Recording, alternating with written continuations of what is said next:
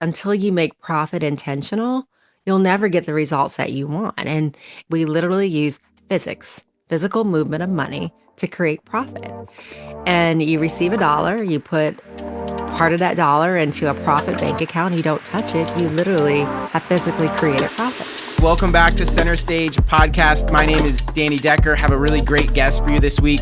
Suzanne Mariga is here. She is a Profit First certified professional and has a really interesting sort of financial background. And so, Suzanne, welcome to the show, and thanks for being here. Well, Danny, I'm excited to be here. Thank you for having me. So, you're a CPA and a fractional CFO. What does that mean?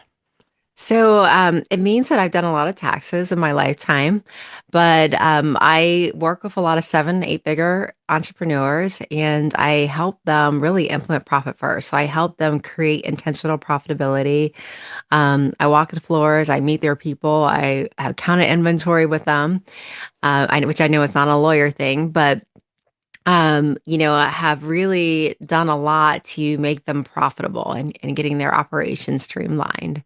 Love it. So obviously, Mike Michalowicz wrote Profit First at least a couple of years ago. It's one of those books that most entrepreneurs have at least heard of, if not read. But at the same time, I feel like it's not as widely implemented as I would think, because I mean, we run Profit First here at Spotlight, but my feeling is like, why doesn't everybody do it? So that's my first question for you: is like, why isn't everybody doing Profit First? I think people don't know what they don't know, right?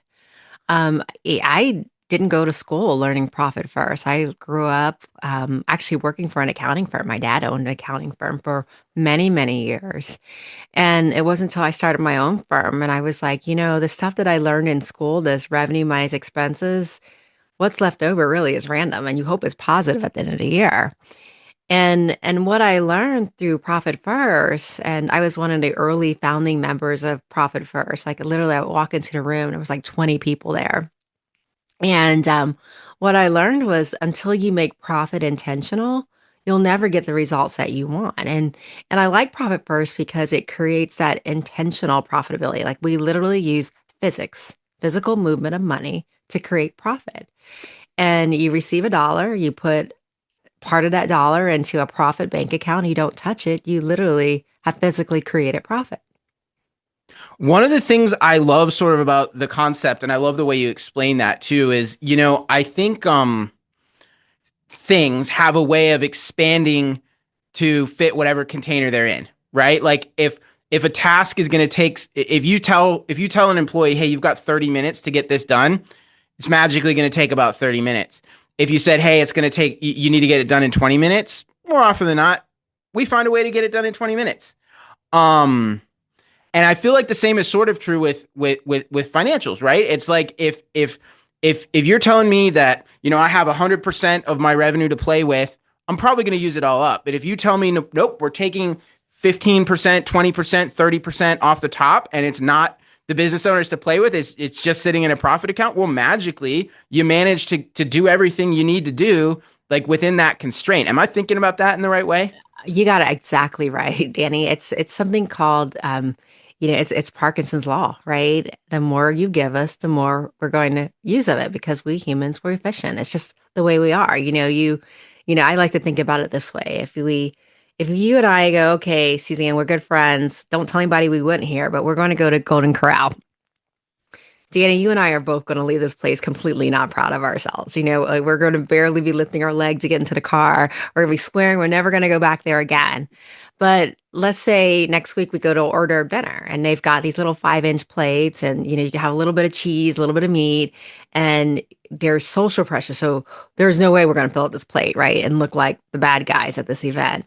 What's going to happen is we're going to eat a lot less than what we ate at the Golden Corral. And it was simply because the portion sizes are different. The plate size is smaller. There's social cues out there that we don't want to like step on anyone's toes or make a scene of ourselves. So we're going to eat a lot less. And that's exactly how it is in business. When money is flowing, when you're finding out there's PPP money, ERC money, suddenly we can invest and new cars, bigger office spaces, and things like that.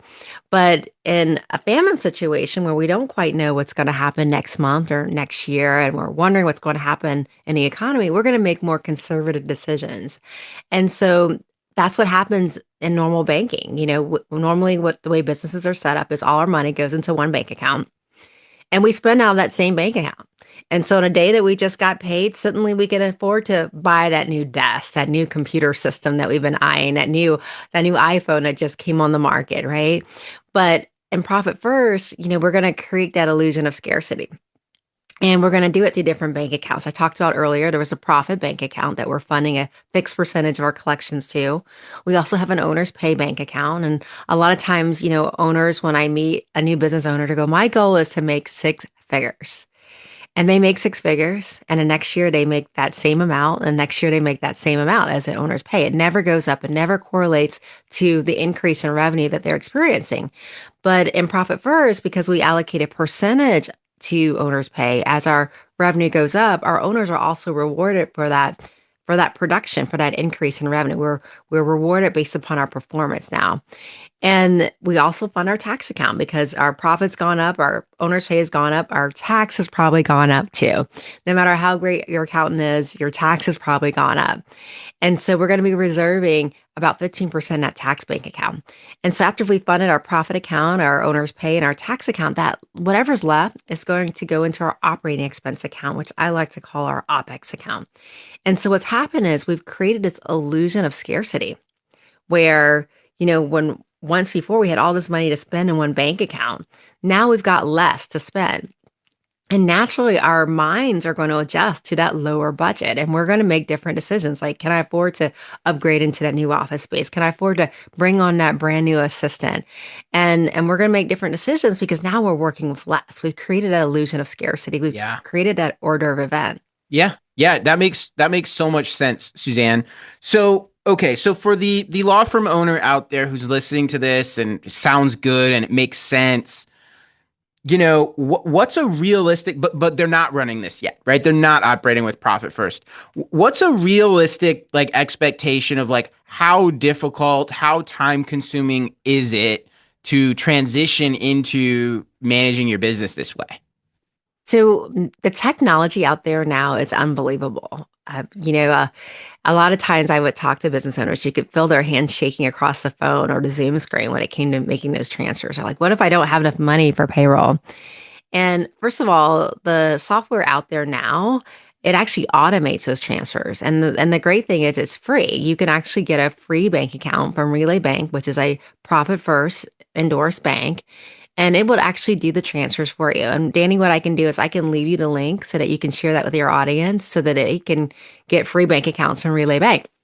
Sure. And literally you can program do transfers daily if you wanted it to. Um, and as soon as you get paid, next day is transferred into owner's pay. So every day can be payday if you wanted it to be. So that's first of all, that hesitation. You don't have to deal with it. You don't have to deal with the math anymore. A lot of it's automated. The other thing is I would start with where you are. It's not unusual for people to actually be starting with a negative profit or a loss. And if that's you, there's no shame to it. We can turn this around. Start with 1% profit allocation. Just start with transferring 1% of your gross collections into a profit bank account. And you've already done better just by doing that. You've already created intentional profitability. You're already no longer running at a loss in your bank account. So just start with where you are. If it's 1%, it's 1%. If you're already at 1% profit, good for you. I'm high-fiving you across the screen for you. Start with 2%, okay?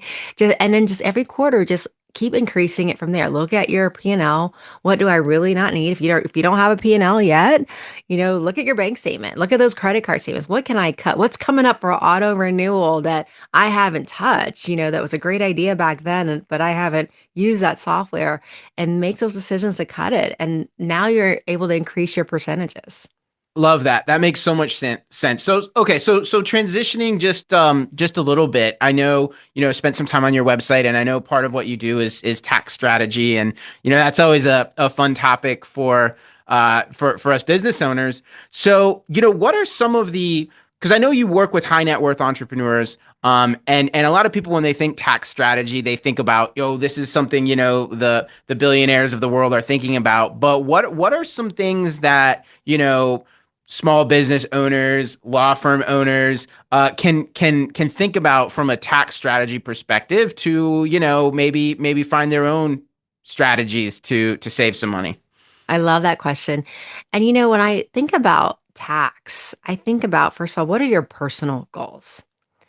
Because the last thing you want to do is have your tax strategy run your business. Like I have seen some people run out and buy these big Ford, I don't know, 350, 450s. I don't even know how high those Ford pickups go these days, but they go out and run. And I'm telling you, these Ford dealers are celebrating because they get the most sales in December because somebody thinks that they're saving money on taxes by getting a $1,000 car note. And the reality is, if you're a law firm, you probably don't need that car. It's not actually producing revenue or profit for you, right? But it is going to produce interest expense and it is going to be a drain on your cash flow.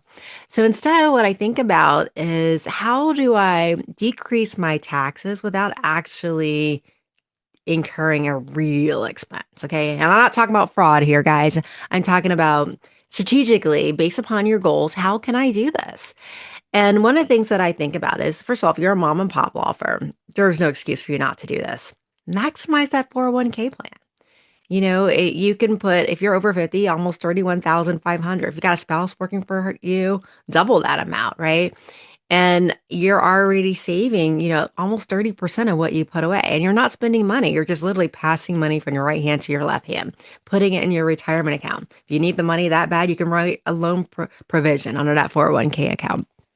A lot of my 7, 8 figure entrepreneurs, they're like, how do I keep my talent longer? I've got these best and brightest guys, but as soon as they spend 2 years with me and they're raised up and they're knowledgeable, my competitors are swooping in and picking them up. And so for them, I'm like, how do I keep my best talent? And a lot of times that means, okay, maybe I'm going to implement a 401k plan, but they've got to earn their place in that 401k. So it's not going to be a safe harbor plan, but maybe over 5 years, they can invest in my 401k plan.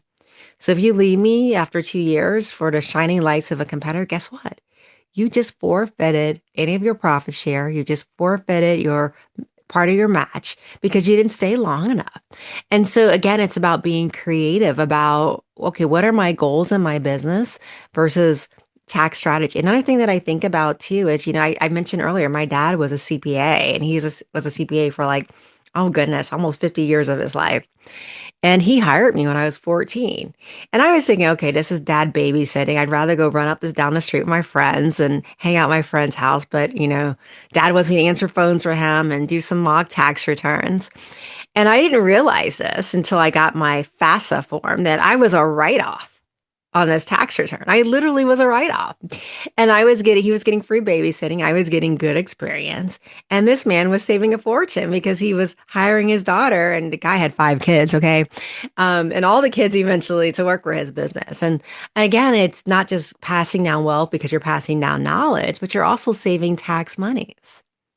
That makes so much sense. I love that. That's awesome. So okay, so another thing, Suzanne, that jumped out at me was this idea that psychology is every bit as important as getting a handle on your numbers when it comes to hitting your profit goals. So talk to us a little bit about that. What role does psychology play in this, and how should we be thinking about this?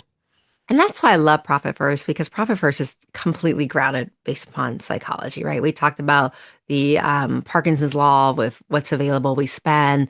But I think that as humans, we have to be rewarded for our hard work, right? We're naturally, I mean, like, I hate to say this, Danny, but we're kind of like Pavlov's dog, you give me something I like, you give me more of it, I'm just going to like repeat the behavior, right?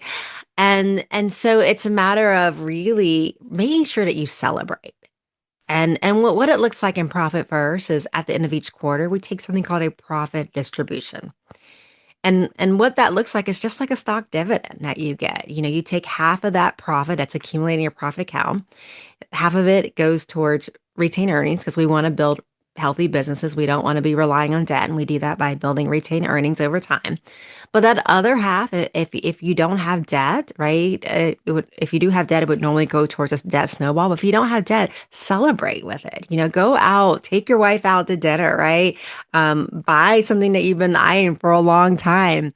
That wallet that you've been wanting. I know for me, my first profit distribution went for a piano for my kids. I always wanted my kids to play piano, and I bought a piano that they don't even use. So I think I'm gonna have to like use it again and take some lessons to kind of reboot my own talent on that.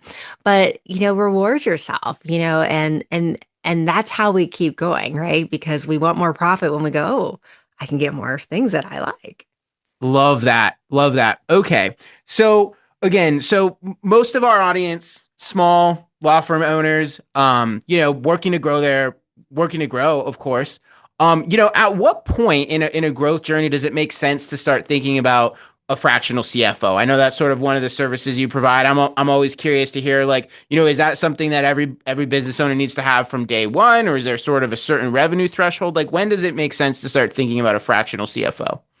So typically, when I see companies need a fractional CFO, and a lot of times they'll start off with having a CPA that just does their taxes, and maybe a bookkeeper does their books, is usually around that seven-figure mark. What happens in a lot of companies is, okay, I figured out the marketing, I can sell, but how come I'm not profitable at this? Why do I have all these people that need me, but I'm not really obtaining the results that I want? And that's where a fractional CFO starts to come in handy, is once you cross that seven-figure mark, to have that set of eyes, like, just take a look at my operations. How can we make this more efficient? How can we save money? Are we pricing appropriately that we're actually producing a profit? And that's the time I would say is really necessary to bring in a fractional CFO. That makes so much sense. Awesome. Okay. So, Suzanne, we're at sort of the period in the calendar, right? This episode will probably drop very end of December or early January, where, business owners are kind of making their plans for the next year, looking in the rearview mirror, kind of evaluating, hey, how'd this year go? So if you had sort of one piece of advice to share from a financial perspective, as we enter the new year, what should we be thinking about? So if this is dropping in like a couple weeks or pretty soon, this is your time to act now. This is your time to act now. Once January 1st comes, there's not much your accountant can do, even your best accountant, right?